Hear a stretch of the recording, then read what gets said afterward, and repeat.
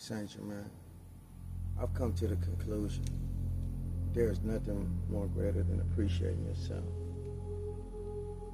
I realize that we are just as beautiful as the stars and the mountains and the oceans that fascinate and bedazzle us. Our existence gives us clarity and awareness, and it advances us to our dimensions. In the ancient scriptures, it is said that when the atom was taken out of the paradise, he had lost all self-awareness to the point to where he was in such anxiety that he committed suicide, attempted over 100 times. This is of the Apocryphal text. Unaware that the angels marveled at his existence, as well as Eve or Java, to the point to where the presence of man, woman, caused wars in the upper heavens. That's just to give us an understanding of our magnificence.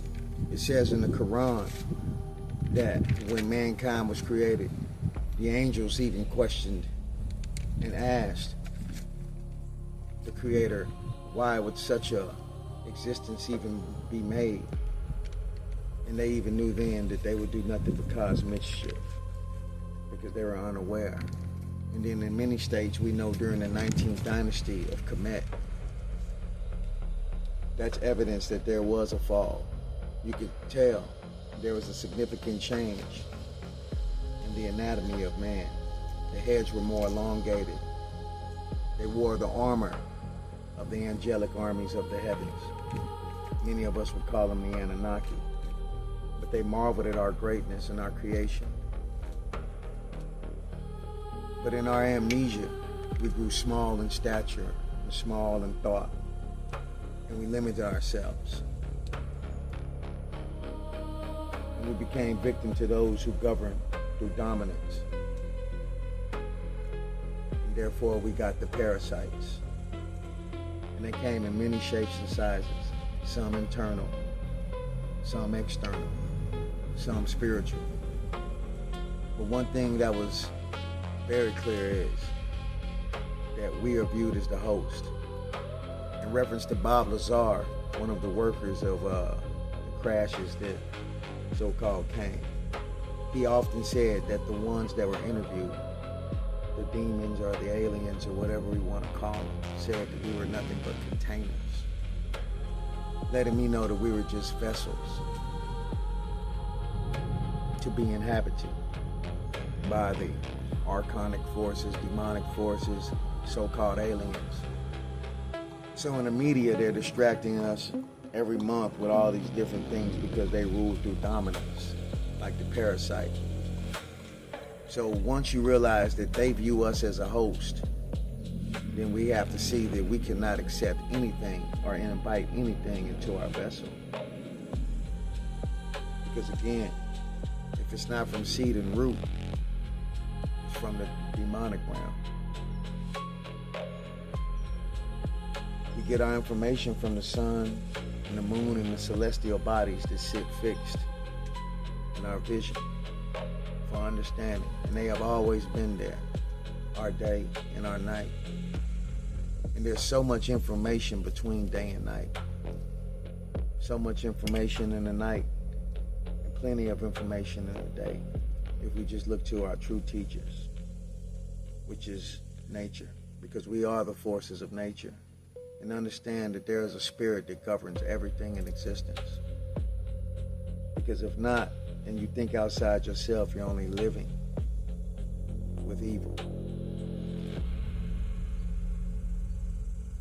So our understanding and our clarity and our awareness advances us to the correct dimension as we start to learn and understand that the way we think puts us in our heavenly state.